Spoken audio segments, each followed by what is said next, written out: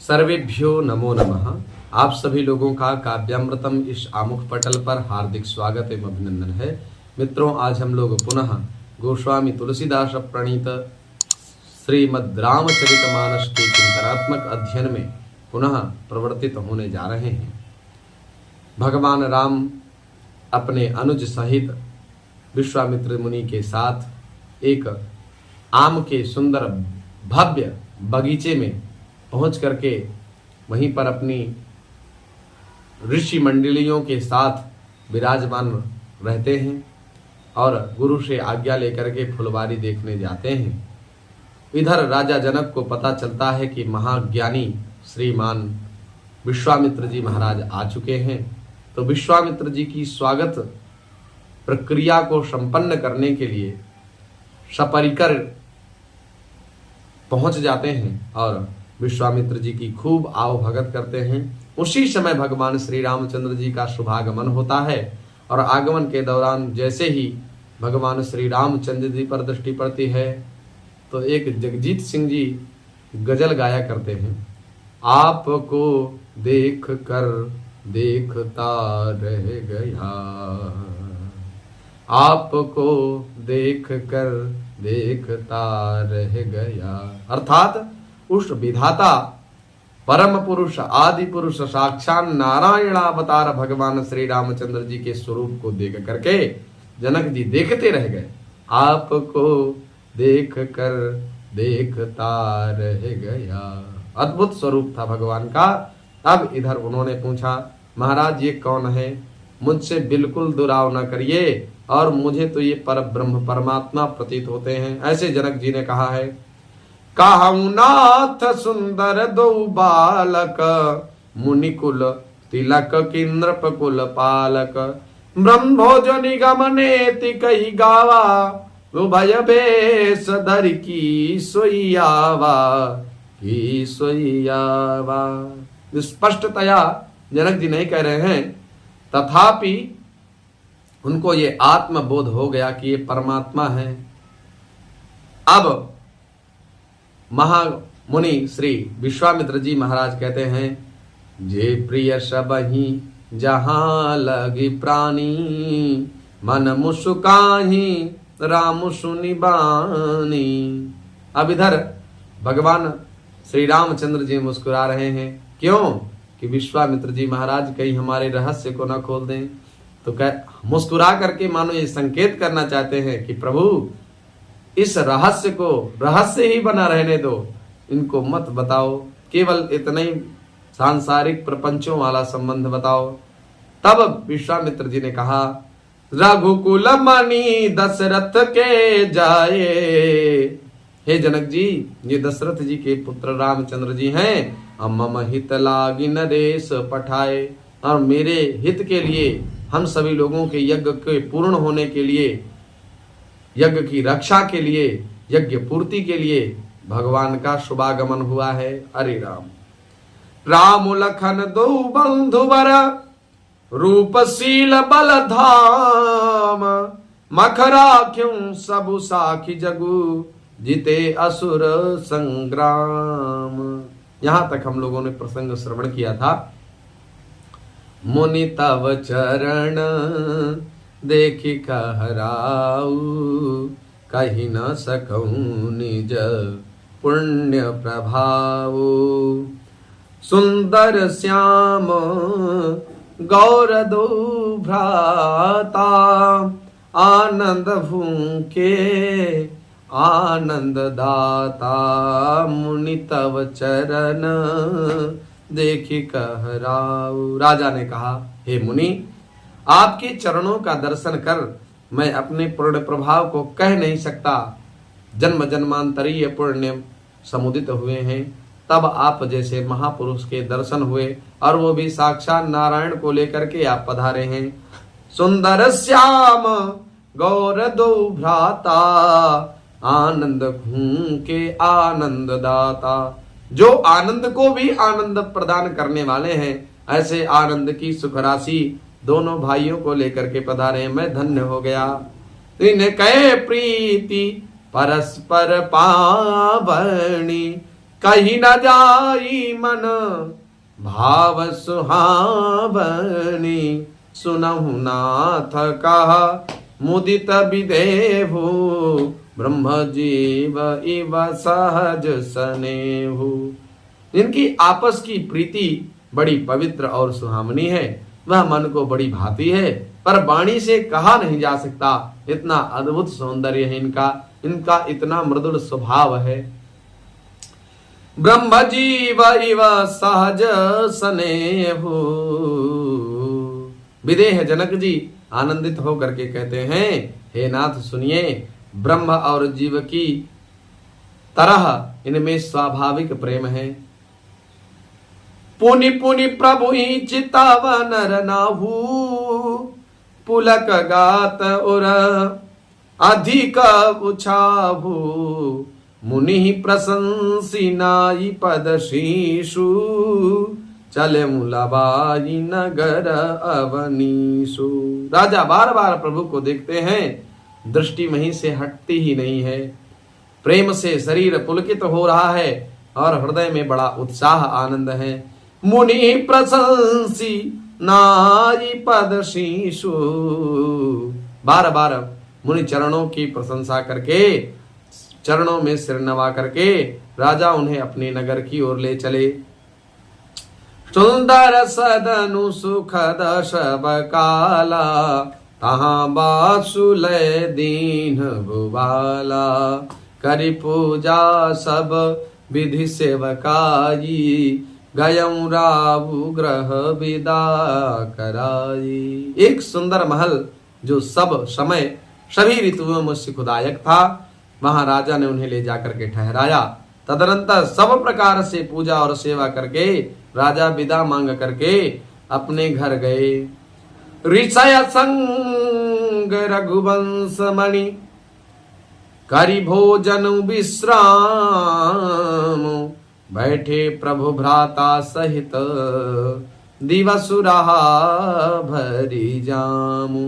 रघुकुल के शिरोमणि प्रभु श्री रामचंद्र जी ऋषियों के साथ भोजन इत्यादि करने के उपरांत विश्राम करने के लिए लक्ष्मण समेत विश्राम करके भाई लक्ष्मण समेत बैठे। उस समय पहर भर दिन रह गया था, तब तक लोग दर्शन की लालसा से भगवान श्री रामचंद्र जी के पास टिके रहे।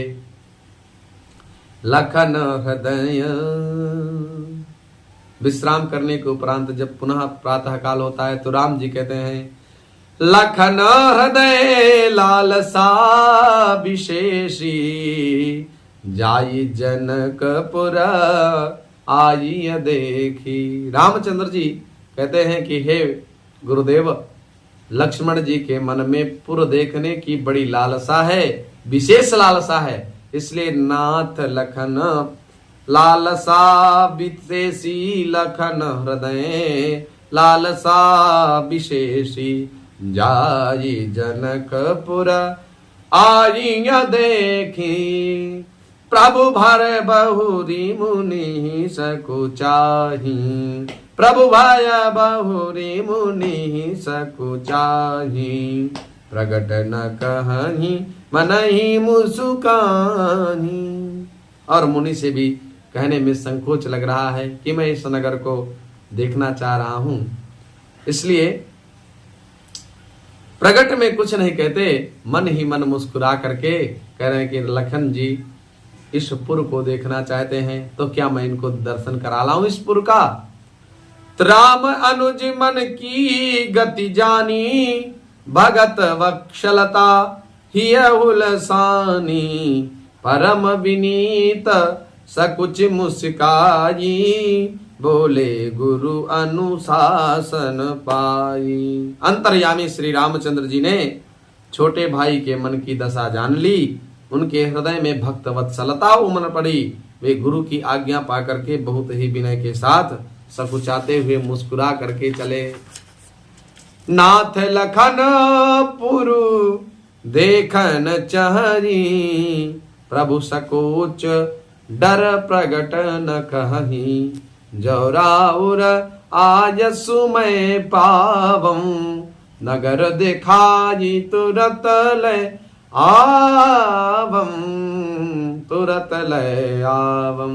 हे नाथ, लक्ष्मण जी नगर देखना चाहते हैं, किंतु प्रभु आपके डर से और संकोच वृत्ति होने के कारण कुछ आपसे स्पष्ट कह नहीं रहे हैं। यदि आपकी आज्ञा पाऊं तो मैं तुरंत इनको नगर दिखला करके वापस ले आऊं। सुनि मुनि सुका वचन सप्रीति, कसन राम तुम राखौ नीति। धर्म से तु पालक तुम ताता, प्रेम विवश सेवक सुख दाता। यह सुनकर मुनीश्वर विश्वामित्र जी ने प्रेम सहित वचन कहे, हे राम, तुम नीति की रक्षा के लिए समुत्पन्न हुए हो, नीति के रक्षक हो, कैसे आप नीति का पालन नहीं करेंगे? आप तो साक्षात धर्मावतार हैं, धर्म को भी अवलंबन प्रदान करने वाले हैं। हे तात, तुम धर्म की मर्यादा पालन करने वाले और प्रेम की वशीभूत होकर के सेवकों को सुख देने वाले हो। जाई देखिया बहु पुरा, जाई देखिया बहु नगरु, सुख निधान दो भाई। करहु सुफल सबके नयन, सुंदर बदन दिखाई। अर्थात सुख के निधान दोनों भाई जाकर के नगर दिखाओ और अपने सुंदर मुख दिखला करके नगर निवासियों के नेत्रों को सफल कर दो। मुनि पद कमल बंदी दो भ्राता, चले लोक लोचन सुख दाता। बालक वृंद देखी अति शोभा, लगे संग लोचन मनु लोभा।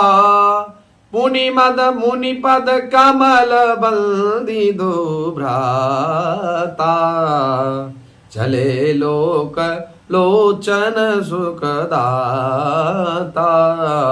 सब लोगों के नेत्रों को सुख देने वाले दोनों भाई मुनि के चरण कमलों को प्रणाम करके, मुनि चरणों की वंदना करके, बालकों के झुंड जब इन दोनों जुगल जोड़ी को देखते हैं तो अत्यंत शोभा देख करके साथ ही हो लेते हैं। उनके नेत्र और मन इस माधुरी पर लुभा लिए गए, चित्त आकृष्ट हो गया और भगवान श्री रामचंद्र जी के रूप को देखते ही रह गए।